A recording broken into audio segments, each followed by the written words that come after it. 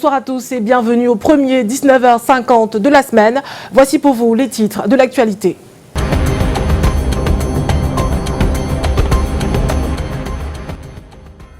Y a-t-il un mort de coronavirus à Douala ou pas? La question taraude les esprits depuis ce matin après le tweet de Patrick Mboma annonçant le décès de son oncle et la réaction du point focal coronavirus à Douala qui attribue ce décès à d'autres pathologies. Nous aurons plus de précisions dans ce journal. L'interruption des cours suite à la pandémie pousse les enseignants et les parents à trouver d'autres alternatives. Les plateformes numériques représentent la solution optée par certains pour poursuivre l'année scolaire, même si des psychosociologues parlent de bafouement du principe d'équité. Dans ce journal, nous irons également à Yaoundé pour faire le point sur le nombre de personnes dépistées au coronavirus au Cameroun et sur la prise en charge des patients à l'hôpital central. Voilà pour la une.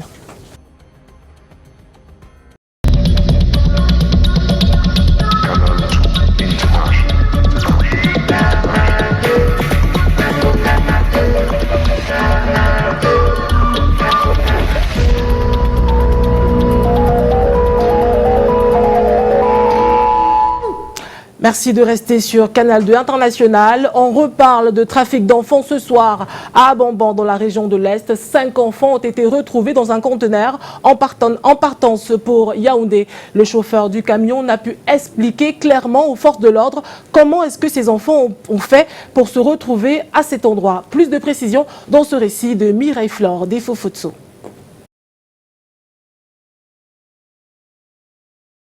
5 enfants retrouvés dans le conteneur de ce camion à destination de Yaoundé. Nous sommes à Abamban dans la région de l'Est Cameroun.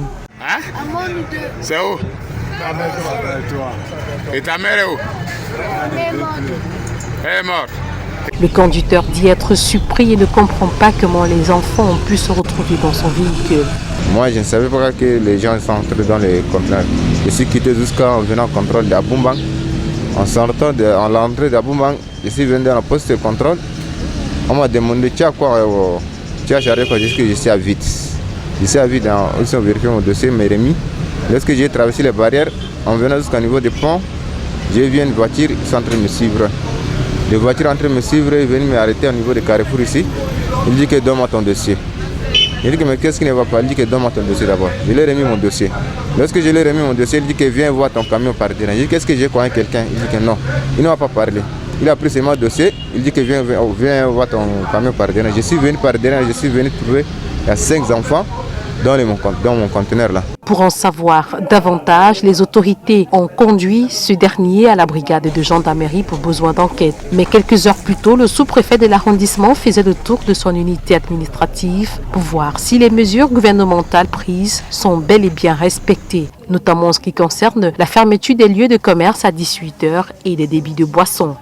Pour le moment, c'est un satisfait que les populations essaient tant bien que mal, n'est-ce pas, de respecter les mesures prises par le premier chef du gouvernement pour essayer de protéger la population camerounaise contre, n'est-ce pas, cette pandémie qui menace. Pour le sous-préfet, il est plus qu'important de barrer la voie au coronavirus, non seulement dans l'arrondissement d'Abamban, mais également dans le département du Oignon et dans toute la région de l'Est. Ouvrons notre page santé consacrée au coronavirus.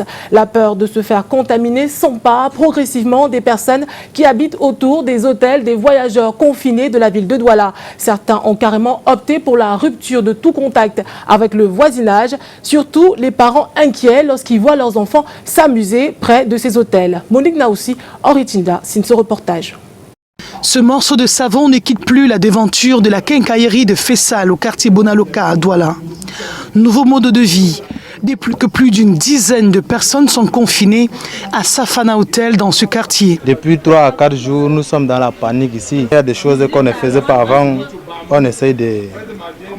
Comme le savon que vous avez vu par terre, on essaie aussi de porter les cache-nez. Il suffit qu'à côté, il y a déjà les cas qu'on a eu à enregistrer. Non, on a peur franchement. Depuis que les gens sont arrivés là, donc ça ne va pas. Donc c'est bloqué, même pour passer devant l'hôtel. Les gens ont peur, ils préfèrent aller contourner. On était habitués avec l'environnement de Safana parce qu'on était là, on s'amusait, on prend notre temps pour prendre un pot avec des amis, pour se distraire. Mais maintenant, on n'arrive même plus à entrer à l'intérieur parce qu'on dit que non, il y a Corona dehors. Plusieurs boutiques sont fermées depuis leur arrivée. Nous parcourons les taudis qui environnent l'hôtel Akena City, où sont confinées d'autres personnes à Akwa Douala. L'atmosphère n'est plus la même depuis une semaine. Même chez le voisin, je n'y vais pas. Même le portail des enfants ne franchissent pas. Je suis enfermée, quoi. Les enfants, ils ont l'habitude de courir jusqu'à Akena avant de revenir. Et on m'a dit que ces gens-là, le soir, ils sortent prendre de l'air devant ce repos-là. Donc ça a vraiment un lien avec eux. Parce que quand ils vont là, tu ne sais pas, peut-être quelqu'un peut les appeler, achète-moi un biscuit. La peur que si jamais les gens là sortent de cet hôtel sans les mesures du gouvernement, peut-être on peut être atteint si jamais ils sont aussi atteints. Ce qui rassure ici, c'est la présence policière devant des hôtels. La police vient surveiller, on voit aussi des ambulances qui viennent, ils préparent. Les 14 jours de confinement de ces Camerounais, pour la plupart, arrivés le 17 mars dernier, s'achèvent dans une semaine. En attendant, les sujets testés positifs au Covid-19 ne cessent d'accroître, d'où l'urgence de respecter les mesures prises. Fabrication de faux médicaments à Douala. L'usine de fortune a été découverte ce lundi au quartier Bépanda Safari par les agents de la délégation régionale du commerce. Ils effectuaient leur première journée de contrôle inopiné, exercice durant lesquels des entrepôts servant au stockage des denrées de première nécessité ont été scellés. Le reportage d'Aimé Moukoko. De la quinine en sirop, du renferrant, bicarbonate, de l'alcool et plusieurs autres produits médicamenteux sont saisis ce 23 mars à Douala par les équipes de chefs de brigade de la délégation régionale du ministère du Commerce aux côtés des forces de l'ordre. Monsieur avait transformé la maison d'habitation qu'il avait contractée chez un propriétaire de la place et l'a transformée en une véritable usine pharmaceutique. Et nous avons eu le renseignement par des canaux que nous ne pouvons bien sûr pas vous définir parce que ça risque de causer un préjudice à nos actions futures. Son démantèlement a lieu au quartier Bépanda dit Safari. Ce dernier a de justesse eu le temps de fuir avant l'arrivée de la patrouille qui a sillonné quelque temps avant les coins de la ville de Douala où plusieurs magasins de dépôt et stockage du riz, de la farine, du sucre, du poisson, entre autres, ont été scellés pour surenchère des produits encadrés par le Mincommerce vers les détaillants. Dans cette autre entreprise de vente en gros et détail du riz, ce client a payé plus cher le prix affiché sur le branding. J'ai pris le sac de riz de 25 kg à 11 000 francs. Donc c'est à peu près les prix qu'on retrouve un peu partout d'ailleurs. Ils auront des amendes colossales à payer. Et maintenant, les dispositions du Code pénal du Cameroun prévoient également des sanctions allant même de la privation de liberté. Donc, cela sera apprécié à l'étude du dossier. Compte tenu des dispositions qui réglementent la grille tarifaire des produits au Cameroun, l'État, à travers ses multiples descentes, veut rappeler à l'ordre les vendeurs véreux et entend sanctionner sévèrement ceux-là qui imposent aux consommateurs camerounais de payer plus cher le prix des denrées de première nécessité en ces temps de coronavirus. Les enseignants et les élèves essayent tant bien que mal de s'adapter au confinement lié au coronavirus qui sévit au Cameroun. Ils se servent du numérique pour poursuivre les cours. La démarche, certes louable, met à mal le principe de l'équité qui doit régner entre les élèves, selon certains socio-psychologues de l'éducation. Charles Robert Itoc, Thierry Nana. Le confinement des élèves à la maison impose la nécessité de réadapter le système d'instruction et d'éducation. Le contact physique entre enseignants et élèves étant rompu jusqu'à nouvel avis. Dans cette optique, certains enseignants y vont de leur ingéniosité. C'est les enfants des écoles primaires. Ils éblouissent beaucoup. Et je suis restée à la maison. Plusieurs des parents m'ont demandé qu'est-ce qu'on doit faire parce que les enfants ne font rien. J'ai décidé de créer un groupe WhatsApp pour les parents, Elite Teachers Classics. Et j'envoie souvent les exercices, les past questions, first school living questions en common entrance. Donc les enfants travaillent et quand ils finissent de travail, le parent m'indique. Et j'envoie maintenant les réponses. Les parents regardent aussi pour essayer de corriger. Les enseignants du cours moyen 2 Ils ont créé des groupes WhatsApp avec les parents et ceux de classe 6 ont créé aussi un groupe WhatsApp avec des enfants dans lequel ils envoient les devoirs. Ils envoient les devoirs et ils font une correction vidéo. Un enseignant qui corrige au tableau et l'autre lui télévise et après il renvoie ça aux parents. Et les parents peuvent aussi renvoyer des questions, mais là, ils envoient ça sur PV. Ils n'envoient pas ça dans le forum parce que si on laisse ça ouvert aux parents, peut-être certains vont déranger. Une démarche certes nouvelle, mais qui dans la pratique exclut les élèves issus des milieux modestes non pourvus de connexion Internet et de téléphone Android, d'où l'absence du principe d'équité parmi les élèves. Les enfants ne sont pas non plus préparés à ce système. On va créer donc un déséquilibre inutile qui va faire qu'à la fin, lorsque les examens vont arriver, il y en a qui seront plus pleins que d'autres en fonction du confort économique. Ça, ce n'est pas possible. Pour le socio-psychologue de l'éducation Maurice Somo, cette démarche soudaine pour maintenir les élèves en éveil est bien loin du bon sens. Cette histoire de groupe WhatsApp et tout autre, je vous en prie, c'est improductif. Et c'est même d'ailleurs irresponsable et inconséquent. Sur le plan pédagogique, cela n'a pas du tout de sens. Pour l'heure, chacun y va de sa méthode pour occuper les jeunes afin que ce bref passage ne soit voué à l'oisiveté. Comment donc maintenir le niveau des élèves à la maison? Les parents se posent vraiment la question. Robert Chalitok a approché des experts pour avoir les réponses. Arrêt des cours pour élèves et étudiants, le Covid-19 au banc des accusés. Pour les parents surpris par la décision, c'est une nouvelle organisation qui s'impose à la maison. Que les enfants nous reviennent de façon brutale, nous n'étions pas préparés à cela. Mais au vu, n'est-ce pas, des éléments qui justifient leur retour à la maison, nous les accueillons à bras ouverts et développons, n'est-ce pas, à tour de rôle, des intelligences, n'est-ce pas, pour pouvoir les encadrer. Après avoir fait leurs petits travaux de la maison, ils prennent le cahier, ils révisent leurs leçons. Puisqu'il y a des examens qui s'approchent, il faut préparer les examens. On ne va pas les laisser se balader comme ça.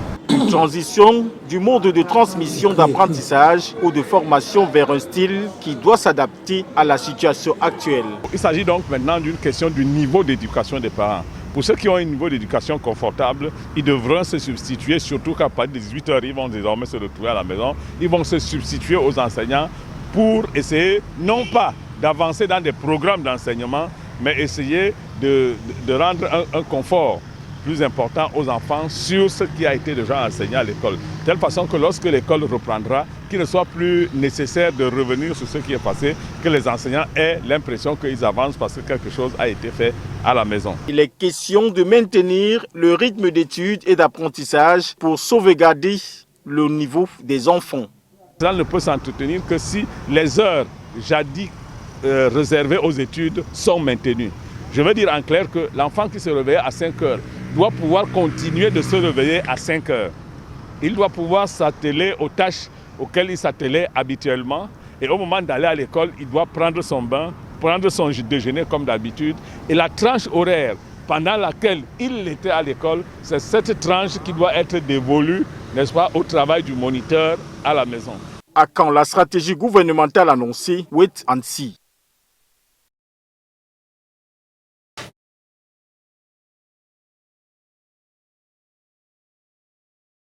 Alim, dans la région du Nord, Alim Ayatou était à Garoua pour évaluer la mise en œuvre des mesures. Voici le reportage de notre correspondante sur place. Première escale, hôpital régional de Garoua. Alim Garga Ayatou visite le service de réanimation. Les équipements sont prêts pour d'éventuels cas.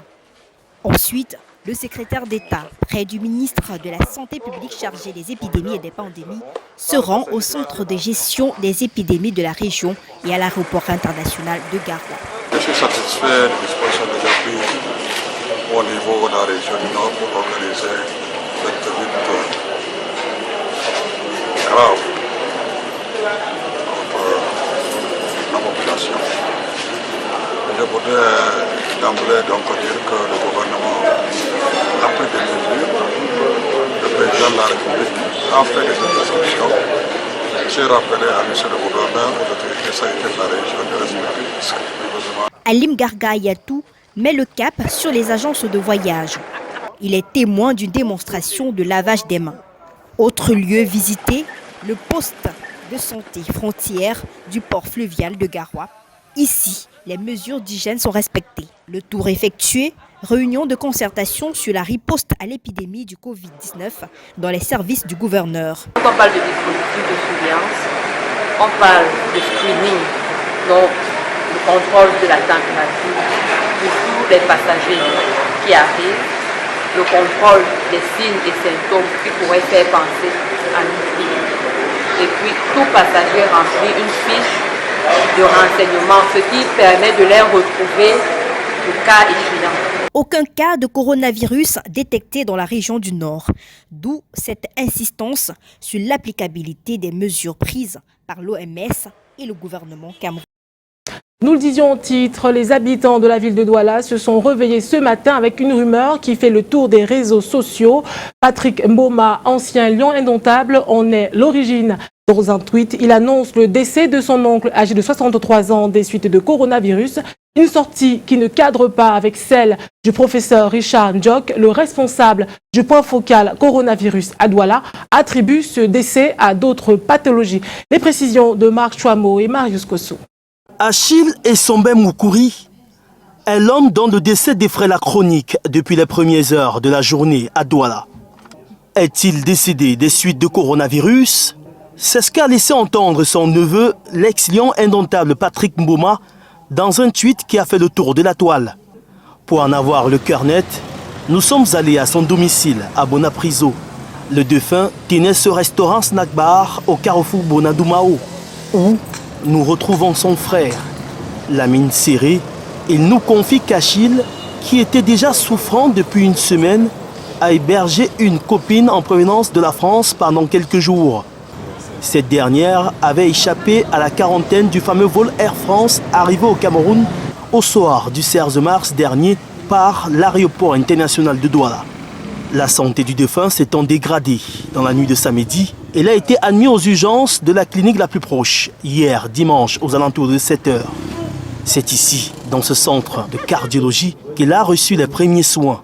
Le patient était dans une détresse respiratoire alarmante. Au moment où il arrive même, l'ensemble des symptômes dont je vous ai parlé permettent d'avoir un diagnostic de présomption haute suspicion de Covid-19. Si on l'a envoyé dans cette unité, ça veut dire que la clinique a posé son diagnostic. Jusqu'à présent, aucune raison officielle n'est avancée sur les causes réelles du décès d'Achille Essombe Moukouri, âgé de 63 ans. Joint au téléphone, le professeur Richard Njok, directeur de l'hôpital à Kintini, a démenti ce qu'on lui attribue sur les réseaux sociaux comme étant les vraies raisons du décès de l'infortuné. Le responsable du point focal traitement du coronavirus dans la ville de Douala ne nous donne aucune précision sur la question. En définitive, on ne sait donc pas ce qui a conduit l'oncle de Patrick Mboma à la mort de l'hôpital à Kintini. Pendant ce temps, le coronavirus continue à faire des victimes dans le monde. L'Afrique comptabilise déjà 49 morts. Mireille Flore Defo-Potso nous fait le point de la situation globale. La pandémie de coronavirus progresse inexorablement en Europe et en Afrique. Alors qu'en Chine, point de départ de ce virus, les choses semblent être maîtrisées. Déjà 15 000 morts à travers le monde, environ 1 milliard de personnes confinées dans 50 pays. En Europe, alors que le nombre de morts en 24 heures est revu à la baisse en Italie, la France a connu un taux record et comptabilise 674 décès pour 7240 hospitalisés. L'Italie reste toujours le pays d'Europe le plus touché avec 5476 morts. L'Espagne passe la barre des 2000 morts et totalise aujourd'hui 2182 décès. Quant au continent africain, il y a quelques semaines, pensait être à l'abri. Aujourd'hui, l'Afrique a franchi le cap des 1000 personnes infectés. Les derniers chiffres font état de 1123 cas pour 49 décès enregistrés dans 42 pays. L'Égypte garde la tête du peloton avec 14 morts pour 30 372 personnes infectées, suivi de l'Afrique du Sud avec 274 cas confirmés, l'Algérie 201 cas avec 17 morts, le Maroc 115 cas avec 4 morts, le Burkina Faso enregistre 4 décès pour 75 cas confirmés, tout comme la Tunisie qui également a 75 cas confirmés pour 3 morts. Le Sénégal a 67 cas confirmés, le Cameroun vient avec 56 cas confirmés, l'île Maurice enregistre 2 morts, le Soudan 1 mort, le Gabon 1 mort, la République démocratique du Congo 1 mort, la Gambie 1 mort et le Ghana 1 mort. Pour le moment, le respect non seulement des règles d'hygiène, mais également les mesures gouvernementales prises par le gouvernement camerounais permettent d'être à l'abri de ce virus qui ne cesse d'endeuiller les familles. Les regards sont désormais tournés vers les scientifiques en espérant l'annonce d'un traitement définitif ou d'un vaccin. La recherche scientifique doit donc se mettre à l'œuvre pour apporter une réponse à la pandémie. Insistance du professeur Aimé Bonny, médecin cardiologue installé en France. Explication. Je suis allé, par curiosité, sur le site donc, de l'Institut pour la recherche médicale des plantes médicinales, l'IMPM, autant pour moi, dirigé par le professeur Samé Oyono, pour comprendre exactement où est-ce que nous en sommes en termes de recherche scientifique dans ce domaine. Et curieusement, le site ne renseigne sur aucune publication, aucun travail, aucune information sur les plus de 1000 sérums dont nous parle le professeur Samé Oyono. Donc, on se demanderait exactement ce que sont devenus donc, ces échantillons, quel a été le travail mené ou qui est mené. Mais absolument aucune information n'est renseignée. Je suis allé plus loin en regardant la bibliographie de cet éminent professeur, directeur donc, de l'organisme qui est en charge de la représentation scientifique du Cameroun dans le monde. Coronavirus, quelle est la situation actuellement à Yaoundé? Je vous propose d'aller retrouver tout de suite Alain Ghislain Konga. Bonsoir à vous Alain.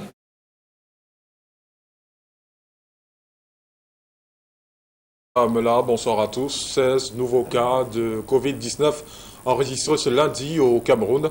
L'annonce a été faite ce matin par le ministre de la Santé publique, ce qui porte le chiffre à 56 cas déjà confirmés au Cameroun depuis le 6 mars 2020.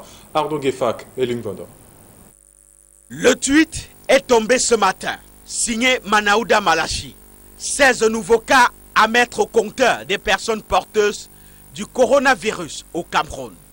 Dans cette nouvelle vague, le partage confine le nombre dans les 3 villes jusqu'ici du triste triangle de la maladie.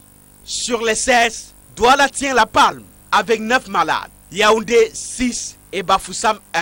Comme depuis quelque temps, le ministre de la Santé publique fait une chronique sanitaire des cas confirmés du Covid-19. À ce jour, 56 cas recensés au total. Depuis le 6 mars, date du dépistage du premier cas, le chiffre s'accroît au jour le jour. Mais le patron de la santé tient les verbes de sensibilisation dans la parole, dans les écrits et dans la parole. Et deuxième sortie du ministre de la Recherche scientifique et de l'innovation en rapport avec l'épidémie Covid-19. ADN Tuente a annoncé le plan de riposte contre le coronavirus qui touche déjà 56 personnes au Cameroun. C'est au cours d'une conférence de presse tenue ce jour à Yaoundé. Le compte rendu de Delphine Ponkoutene et Francis Kepnan. Les chercheurs du ministère de la Recherche scientifique et de l'innovation sont au labo. Une pause ce 23 mars pour présenter les premiers résultats. Les premières indications suggèrent donc que ce sont les chauves-souris qui sont le principal réservoir. C'est passer des chauves-souris à l'homme et leur propage de façon exponentielle. Le coronavirus qui fait des ravages dans le monde entier a changé les habitudes des Camerounais et désormais, les cache-nez sont rares et plus coûteux. Et pourtant, chacun peut en fabriquer. C'est rien, c'est l'élastique avec le tissu tergal. Ensuite, vous pouvez mettre un peu de coton à l'intérieur. Allez, hop, vous allez attendre l'état jusqu'à quand? Vous demandez à votre femme de fabriquer pour vous-même et pour vos enfants. Ce que nous faisons au ministère de la Recherche, on fabrique pour les chercheurs et leurs enfants. Face à la presse ce 23 mars à Yaoundé, le ministre de la Recherche scientifique et de l'innovation présente le plan de riposte de son département ministériel pour lutter contre cette pandémie. De ce plan sectoriel sont attendus les résultats ci-après. L'offre de dépistage et de diagnostic est diversifiée. Le dispositif One Health de veille sanitaire et de riposte sur la faune est opérationnel et assure la prévention en amont de la santé des populations. Des informations sur la prévalence des coronavirus en circulation sur la faune sont connues, ainsi que les différents réservoirs sauvages. Les risques potentiels de transmission interespèces de la faune sauvage à l'homme sont évalués. La transmission interhumaine des coronavirus au sein de la population humaine hors confinement est documentée. Les lignes directrices obtenues grâce à la modélisation mathématique effectuée et permettant de comprendre, alerter et prédire les épidémies à venir sont mises à la disposition des décideurs. Ce n'est pas tout. Les chercheurs du MINRESI, réunis autour d'un think tank opérationnel depuis lors, cogitent afin de proposer des éléments scientifiques de compréhension pour éclairer les décisions relatives au coronavirus. Cet organe chargé de brainstorming regroupe à la fois des chercheurs du MINRESI et tous les autres acteurs du système national de recherche et d'innovation, y compris les chercheurs indépendants. En plus de scruter le site officiel de l'OMS afin de rendre accessibles les informations qui y sont contenues, cette structure fait également le benchmarking à l'effet de mettre à la disposition du gouvernement de la République des exemples de pratiques et des mesures qui ont fait leur preuve en matière de lutte contre cette pandémie. Les recherches se poursuivent au laboratoire du ministère de la Recherche scientifique et de l'innovation, sous la supervision de Madeleine Tuenté. Ça promet de bonnes choses de ce côté. Et vous l'avez suivi, les chercheurs sont mobilisés dans la recherche de la lutte contre le coronavirus qui touche déjà, vous l'avez suivi, près de 56 personnes au Cameroun. Et en posture d'inviter ce soir le médecin colonel Erel Poundi Ngolé, directeur délégué du Centre de recherche sur les maladies émergentes et réémergentes, structure rattachée à l'IMPM, ministère de la Recherche scientifique et de l'innovation. Bonsoir, docteur. Bonsoir. Alors, quelle est la réponse que votre centre a apportée depuis que l'épidémie est présente au Cameroun? La réponse, comme vous avez dû le suivre tout à l'heure, lors de l'interview de mon ministre, la réponse, elle va au moins dans deux axes. Le premier axe tend à apporter sa contribution à l'offre de diagnostic. Vous savez, le diagnostic, le dépistage, en général, va être de plus en plus important, dans la mesure où les cas nouveaux ne sont pas seulement des cas importés, mais de plus en plus, ça va être des cas camerounais.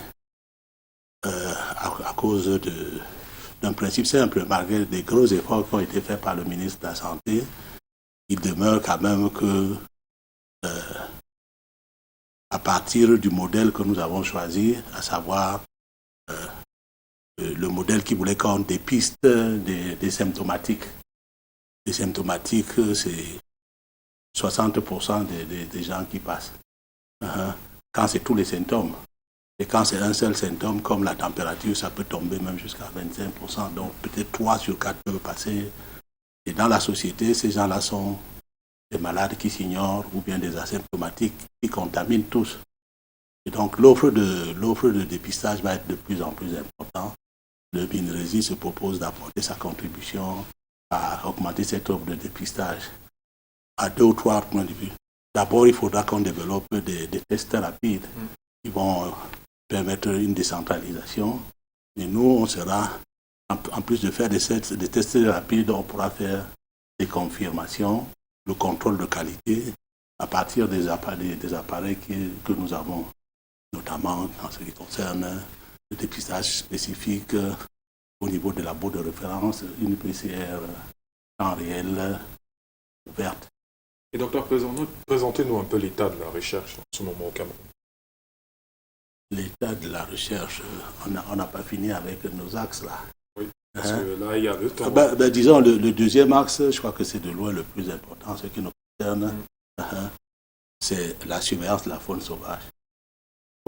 Pourquoi surveiller la faune sauvage? Vous allez me demander quel est le rapport. Vous savez que de plus en plus, tout le monde pense que ce virus est d'origine animale. C'est une zoonose. Il y a plusieurs espèces qui ont été pressenties, dont notamment la chauve-souris, pangolin, et de suite. Et en ce qui nous concerne, nous, notamment, on a découvert des coronavirus ici, là. C'est quand le problème, c'est que ces coronavirus, ils sont chez nous. Ils sont parmi les chauves-souris qui entourent Yaoundé et tout, et qui mangent les mêmes fruits que nous. Il est important de surveiller cette faune sauvage-là pour, en tout cas, prévoir, à partir des données que nous allons développer, prévoir d'anticiper une prochaine épidémie qui pourrait être d'origine locale. Alors, on peut maintenant aller au niveau de la deuxième question parce qu'on est pris par le temps. Quel est l'état de la recherche en ce moment? L'état de la recherche, en plus de ce dont je vous parle là maintenant, il y a au niveau du ministère de la Recherche, surtout les recherches, on peut savoir toujours en ce qui concerne la recherche, ce qui est fait à base de plantes médicinales. Oui. Je crois qu'il y a au moins trois axes. Il y a un cocktail de plantes qui est expérimenté par le docteur Agbor au Centre de recherche de médecine médicinale. Ce cocktail a des plantes-là a des vertus antitussives, immunostimulantes, et quoi encore. Un cocktail de ce qui fait que c'est actif sur le coronavirus. Et c'est... Quelles plantes par exemple? Il y a au moins 6 plantes qui sont mélangées dans son cocktail. Donc il pourrait donner plus de détails. En tout cas, le travail se fait, ça progresse. Il y a un deuxième cas, c'est la chloroquine. La chloroquine boostée par du phosphate de chloroquine. D'autres espèces sont des antipaludéens de synthèse qui se rapprochent du plaquenil, qui apparemment a quelques effets aussi. Et puis, depuis peu, on utilise dans les antiseptiques, ils ont mélangé avec certaines plantes qui boostent des antiseptiques, des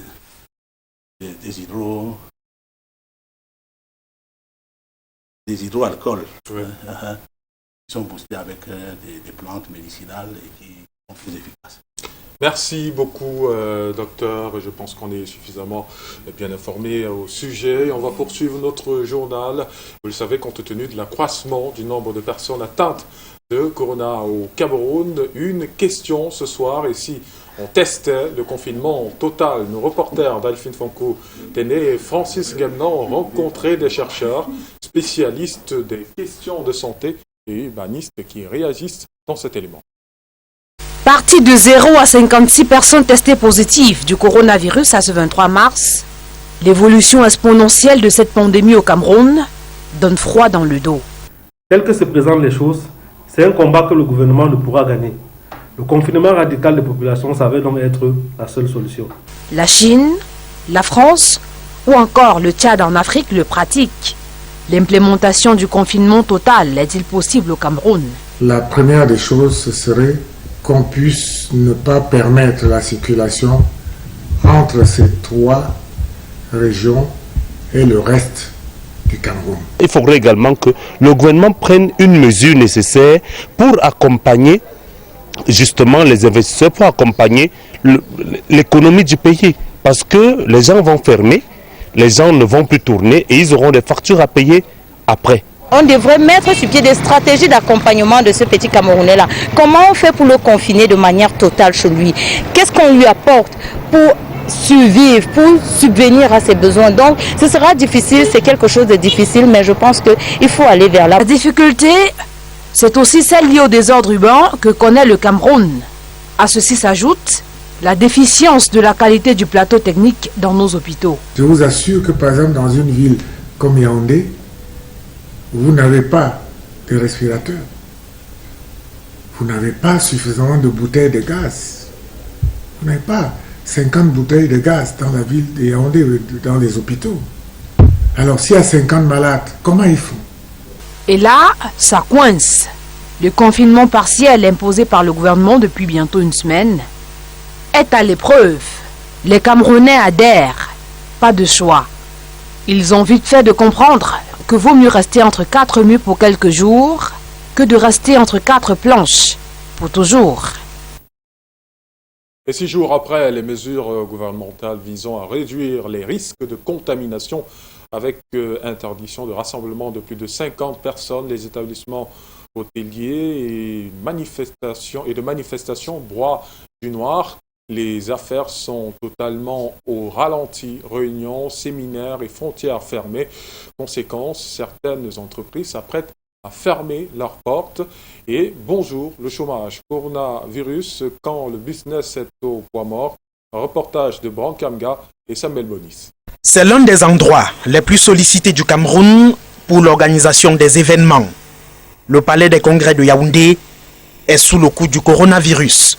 Tous les moyens de sensibilisation et de prévention sont utilisés ici, mais le travail est essentiellement au ralenti. Nous sommes en train de réfléchir en ce moment, d'abord sur l'organisation du travail pendant cette période, comment réaménager nos méthodes de travail, et puis réfléchir sur l'impact. Quel va être le manque à gagner? Le manque à gagner, la cagnotte est costaud d'ailleurs. À l'hôtel Montfébé ou à Franco Hôtel, le premier bilan est lourd. À 98%, on est en perte. Parce que quand je vous parle de la haute saison, en haute saison comme ça, on va faire à peu près 80-100 millions de francs par mois. Mais là, je vous dis qu'on a 5 clients dans l'hôtel pour 82 chambres. À peu près 1059 nuitées. Ces réservations ont tout simplement été annulées par les organismes internationaux. Nous avons également la même chose au niveau des banquets. Restaurants, salles de réunion et de fêtes fermées, les emplois aussi sont menacés et des mesures de dégraissement en cours. À partir de demain d'ailleurs, nous allons mettre plus de la moitié de personnel en congé technique. Nous sommes en emploi direct à plus de 200 personnels. Le personnel extra n'est retenu qu'en cas de surchauffe d'activité. Nous avons arrêté leur service parce que nous n'avons plus le niveau d'activité qu'il faut.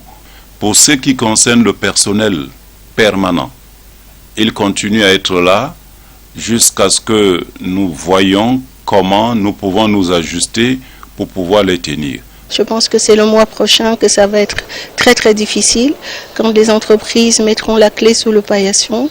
Face à la situation critique, certains sont pourtant favorables au confinement général, mais appellent l'État à supporter les factures. 90% des Camerounais vivent au jour le jour. Donc plus que jamais, nous nous mettons à genoux devant le président de la République pour qu'il sauve les Camerounais. Le coronavirus se propage à une vitesse exponentielle à Yaoundé, Douala et Bafoussam. Un confinement général paralysera tous les secteurs d'activité. Parlons de toute autre chose à présent. Allons-nous vers une nouvelle élection du bureau de l'Assemblée nationale? Les signes ne sont pas négligeables au regard de ce bureau d'âge qui a recommencé à présider les travaux. Enquête menée par Ghislain Pierre-Essonneau et Serge Alain Diébou.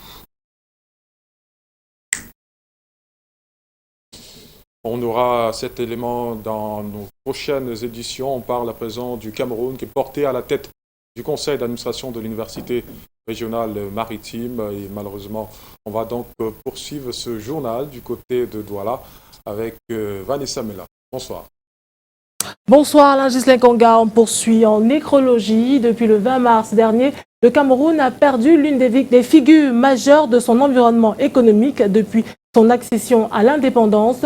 Du haut de son statut de patriarche, Fotso Victor laisse derrière lui les traces d'un bâtisseur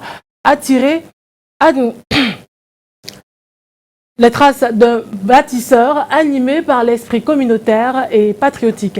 Patrick Christian Dobo nous propose un aperçu de ses nombreuses facettes.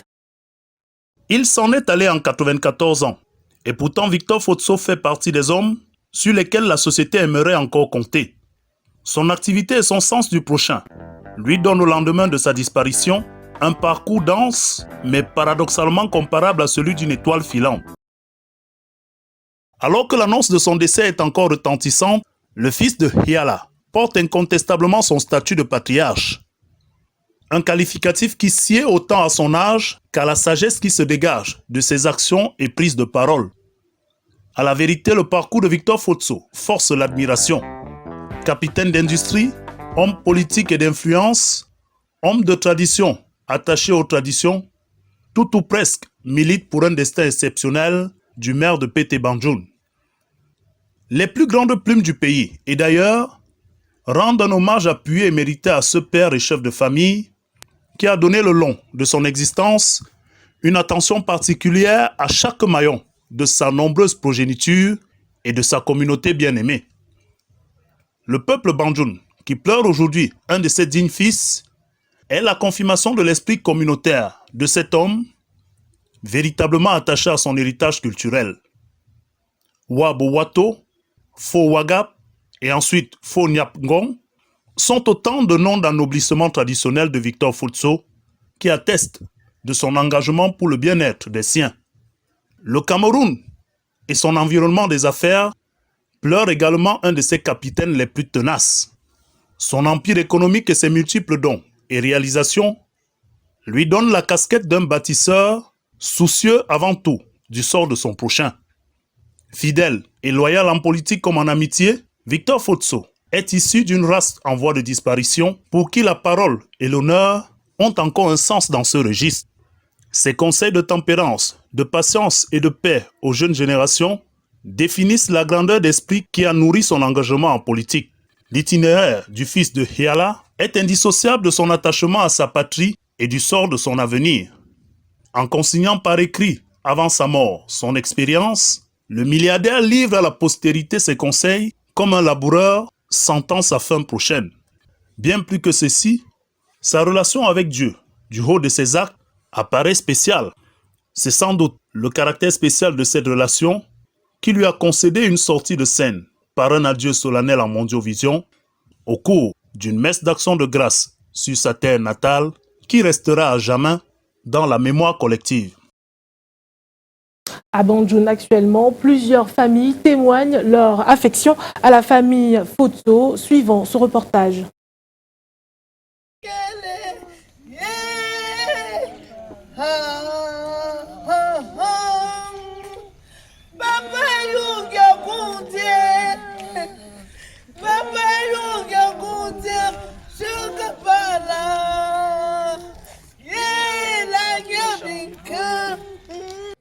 Le deuil est une expérience intime, triste, douloureuse.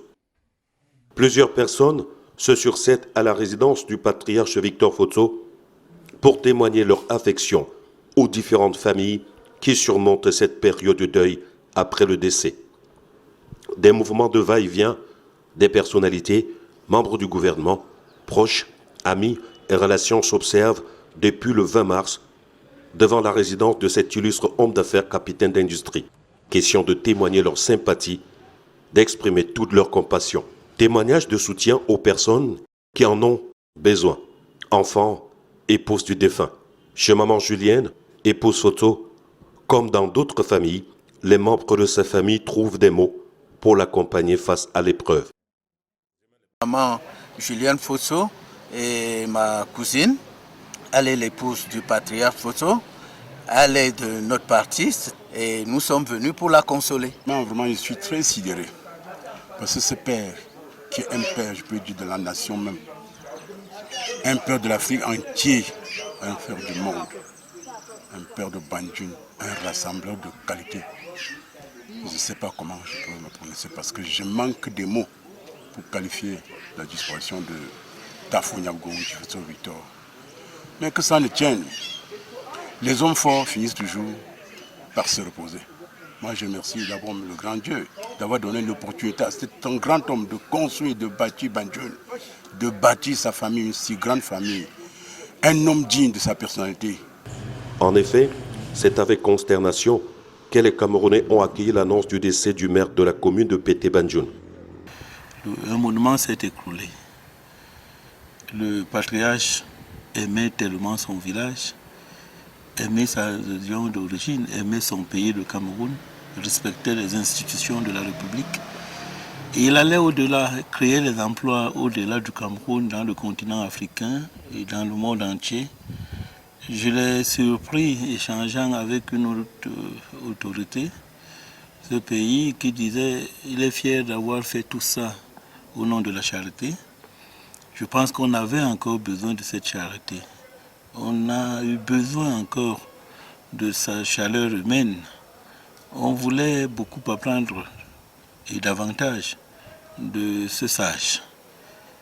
Il était un conseiller pour nous, un parent pour nous tous, un pourvoyeur pour la multitude. Pour l'instant, les bureaux du maire scellés à l'hôtel de ville, tout le village porte le deuil. C'est avec ces images tristes que nous refermons ce journal. Merci de l'avoir suivi et de rester fidèle au programme de Canal 2 International qui se poursuivent.